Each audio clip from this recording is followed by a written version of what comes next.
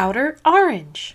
50 Cards recently released a premium bundle, and I wanted to talk to you guys today about the Bermuda Triangle one, so let's go ahead and get started. If you need any cards today, do not forget to shop at 50cards.shop, as these are coming from there, but I do also have the deck list that basically he added in here. It was one of the ones I contributed to, and I kind of wanted to go over it with y'all, maybe give you guys some other options in case you do decide to buy it. So basically, this is the list that we used for kind of like the bundle pack, and keep in mind, something I want to note is Orange is extremely generic. This is an Orange deck, and because Orange is so generic, it's actually really easy to build for this type of deck. So you can just easily build this and not have to spend a bunch of money, and that's kind of what I wanted to go over today with you guys. I did make some changes to this list. Was originally a little different. I actually ran Sierra, which is something that Sergio and I discussed a while back, a couple months back when we were talking about Orange Premium. Orange Premium has a very generic effect of just having to be able to call normal units and then bounce normal units and then basically just do her thing and recall cards and have force markers that you can actually run anything you want in this deck. This deck actually can even go under Highlander if Q-Tire was still unrestricted.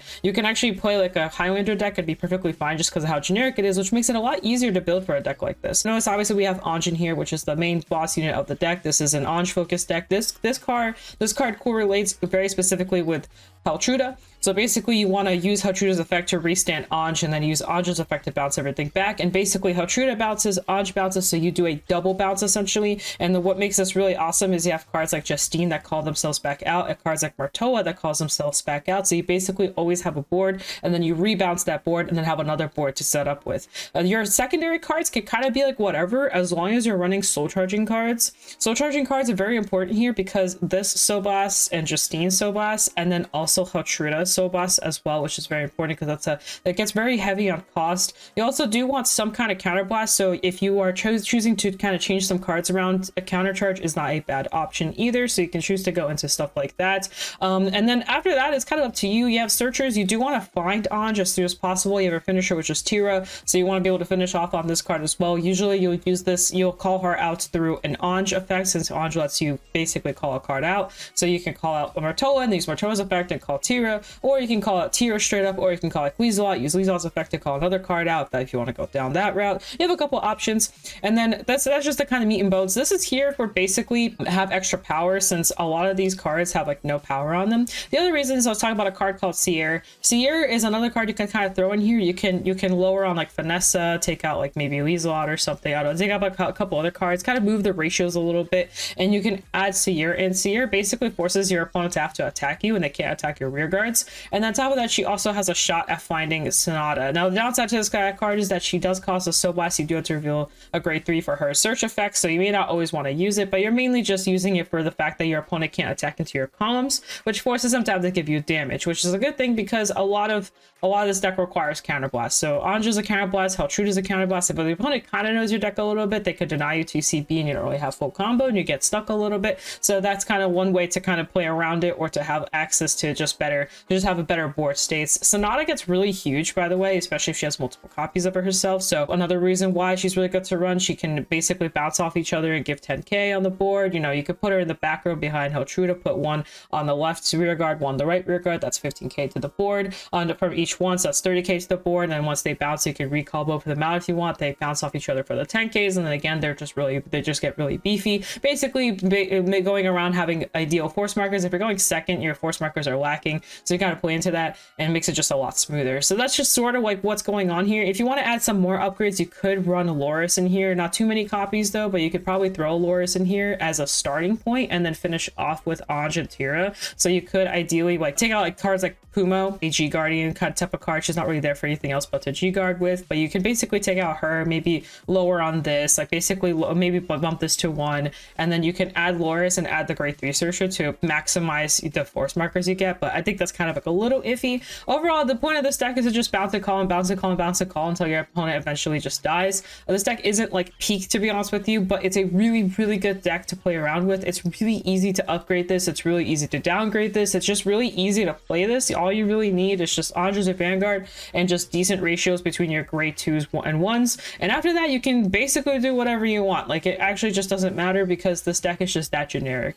As long as you just have cards to call and they're normal units, you'll just keep calling cards. And Heltruda is able to bounce basically anything, which really utilizes Lizelot better than it does in V Premium, because Lizelot can sometimes call you a trigger Well, guess what? Heltruda bounces triggers, so you're fine. But yeah, you can kind of experiment with this. I think this is a really fun deck to mess around with. There are so many variations of how you can build this deck. There's no like right or wrong answer in my eyes, as long as you're not running like 4 grade 2s or something. As long as not running wacky ratios, there's a lot of different ways you can build this deck because it's just so open to the entire card pool that is Lyrical Monasterial and Bermuda Triangle. So you can kind of just have fun with it. I wanted to just share it with you guys, just show you guys that this deck exists. If you're interested in premium, or if you want to play premium, this is one of the easiest decks to pick up, master, and learn. There's like, and it's just so easy to upgrade as time goes on. You really don't have to invest super deep as long as you get your G zone going. You do need Messiah though, sorry. Eventually you'll need to pick up the Messiah. That'll probably be the heaviest cost. Outside of Messiah, I think this deck is actually insanely cheap to build out. I will say there's one card is Syria. Syria recently went up in price. I'm not really too sure what happened here.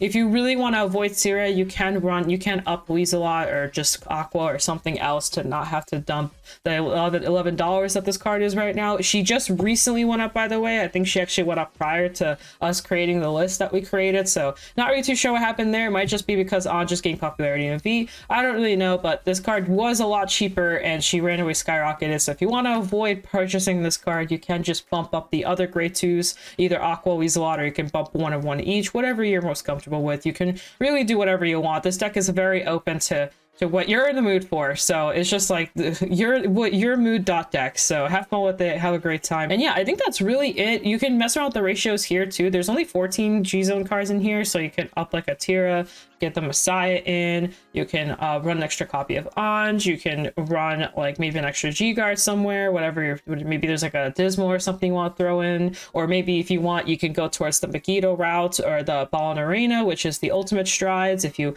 want that, Ball and Arena I think is a really good upgrade. Megiddo I don't think is very necessary. This deck's finisher will usually be either Heltruda or Tira, and then I think a secondary finisher could be Megiddo, but Megiddo is just so terrible in this deck that I don't think it's worth it at all. So you don't really, you're counterblasting too to remove your G zone to basically say you have extra attacks, but you really don't need it when Heltruda and Audra are just that powerful. I think that's really all I have for this in particular. I don't think I have much else to say. I think this is a very straightforward deck. I think it's a great deck to start out with. I think it's one of the best decks to start out with at premium. If you're just really trying to learn premium, this deck just kind of plays itself. There isn't anything super complicated in here that you can't learn off of just like playing against someone who's also playing premium. I also think 50 cards had an insanely good price for this too. I think it was 120 for everything. I think 120 for what he was offering is like really good. I don't know if there's any more listings of this or not, but if you don't want to play this, I do recommend checking out the other decks that are also in here that are some of these are a lot cheaper, a lot easier to access. Keep in mind, most of these do not have the Messiah in them. If I'm not mistaken, none of them have the Messiah in them. I haven't looked through all the deck logs, so I could be wrong here. But yeah, you have other options too. I think personally, in terms of like learning the game or learning how to play premium, this is, I think Anj is one of the best ones to start out with. It might be possible. I think Shadow Paladin might be up there too. But I just personally, from what I'm seeing here, I might be biased, but what I'm seeing here, I think Anj is one of the easiest ones to start out. I think it's extremely beginner friendly. So if you're out there interested in premium and want to have pretty mermaids in your arsenal, or you already have a V deck and you want to make it into a premium deck, V Anj translates super well to premium Anj. Let me know below what your thoughts, maybe there's other Bermuda Triangle decks that you like or are interested in. You know, leave that information below, or your thoughts or anything like that. It's at 50cards.shop, code orange for any of your needs or necessities, anything you want, especially now with this going on. You can, definitely utilize my code here at max, get whatever premium stuff you need. But anyway, I'm gonna head out, so peace out. Das vidanios. See you guys in a future video. Bye.